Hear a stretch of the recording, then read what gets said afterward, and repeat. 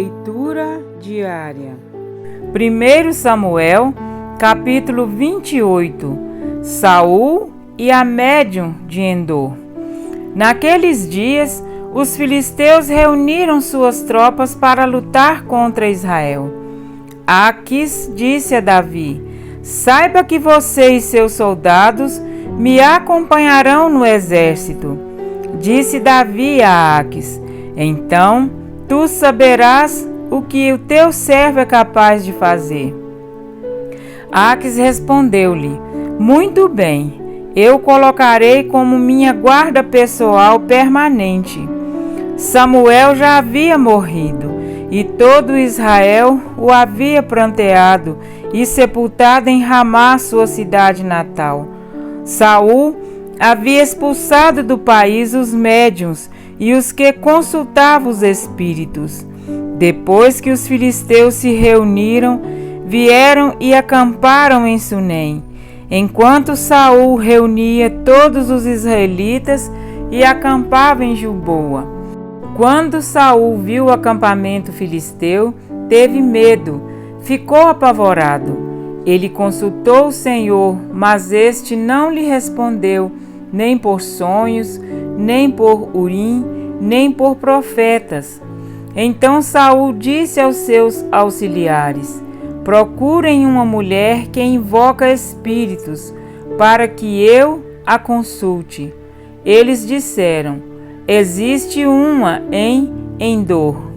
Saul então se disfarçou vestindo outras roupas e foi à noite com 2 homens até a casa da mulher. Ele disse a ela: invoque um espírito para mim, fazendo subir aquele cujo nome eu disser.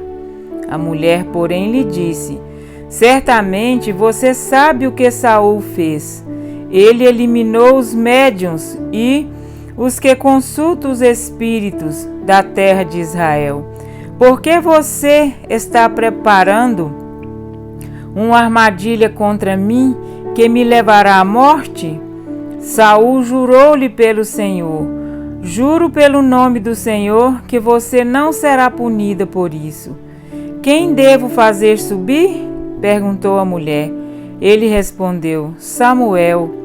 Quando a mulher viu Samuel, gritou e disse a Saul: por que me enganaste? Tu mesmo és Saul.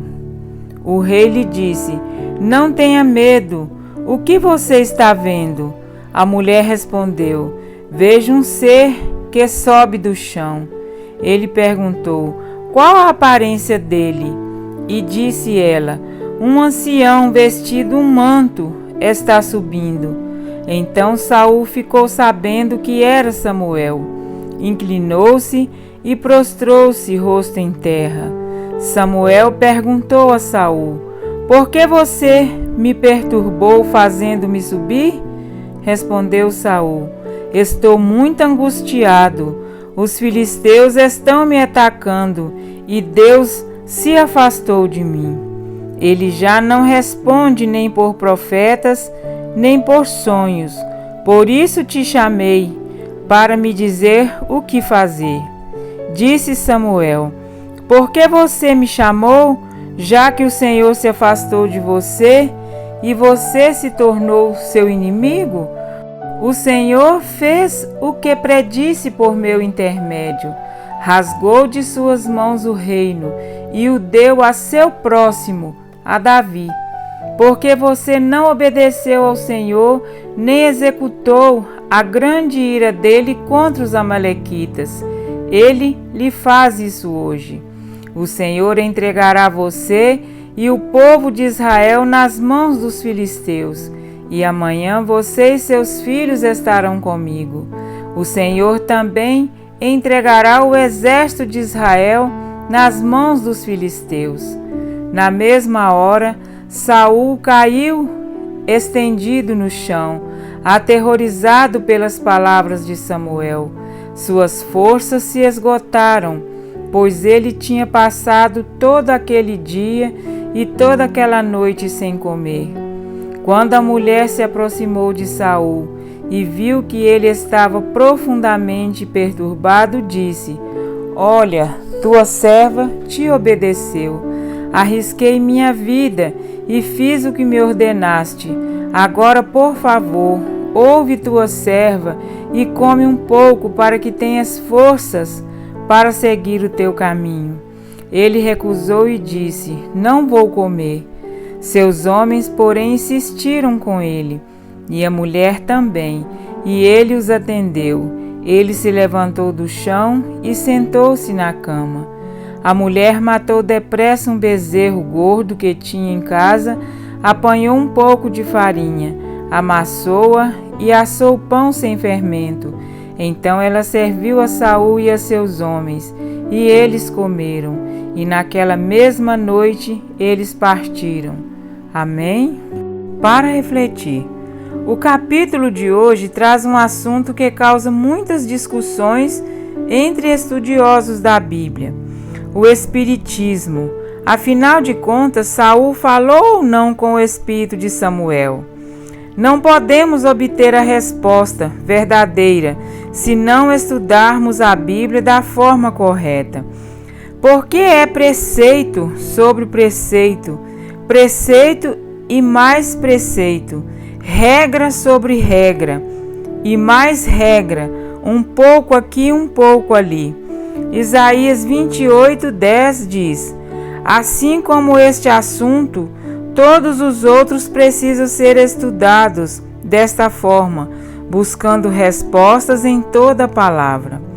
Percebam que o verso 3 diz que Saul havia desterrado os médios e os adivinhos, pois Deus mesmo havia dito: todo aquele que faz tal coisa é abominação ao Senhor.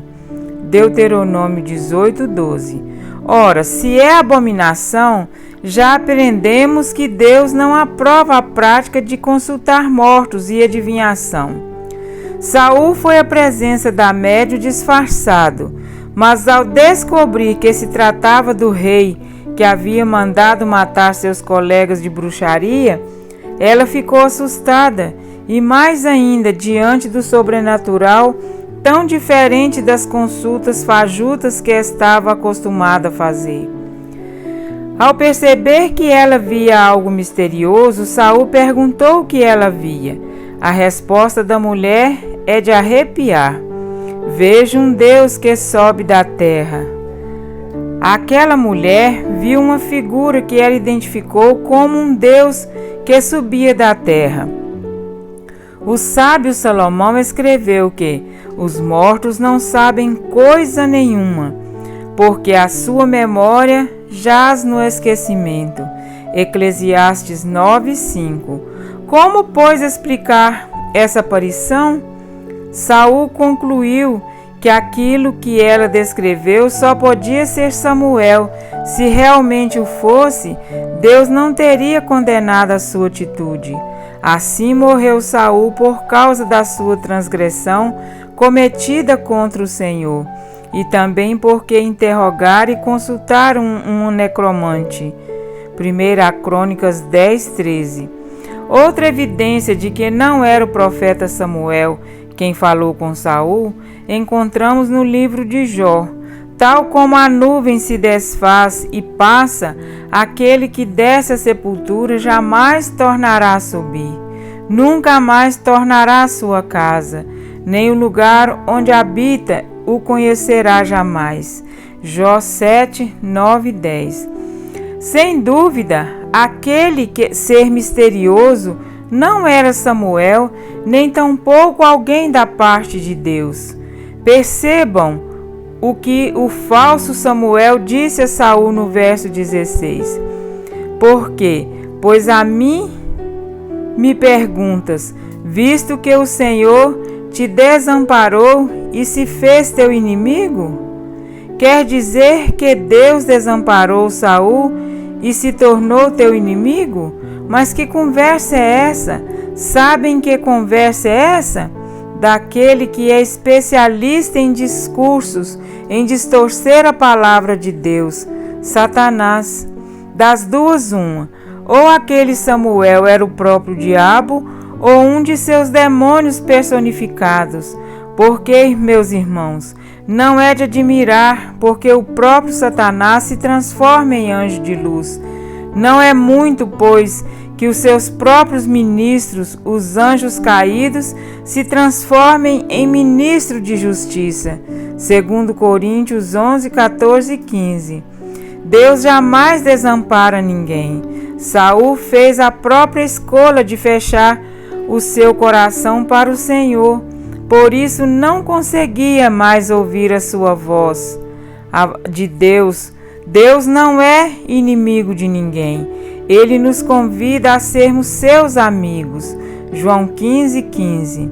Samuel, como os demais filhos de Deus que já morreram, descansam para serem despertados uma única vez para sempre. No grande dia do Senhor. 1 Tessalonicenses 3, 16, 17. Muitos dos que dormem no pó da terra ressuscitarão, uns para a vida eterna e outros para a vergonha e o horror eterno. Daniel 12, 2. Portanto, quando vos disserem, consultai os necromantes e os adivinhos, que chirleiam e murmuram, acaso não consultará o povo ao seu Deus? A favor dos vivos se consultarão os mortos? Isaías 8,19. Cuidado com doutrinas baseadas em textos isolados da Bíblia. Muitos têm usado as Escrituras como fez Satanás no deserto.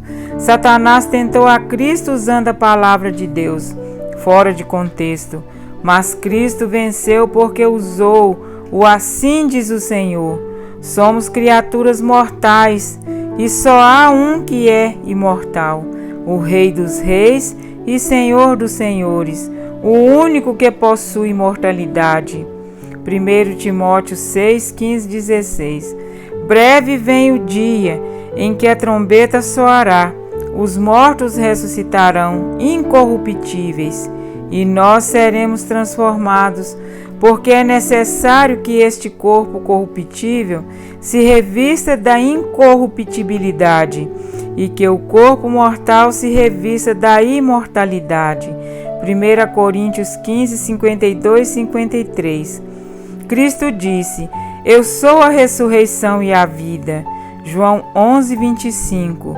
O que devemos saber sobre a morte é o que já vimos hoje, que ela é passageira e que muito em breve vai deixar de existir. Apocalipse 21, 4.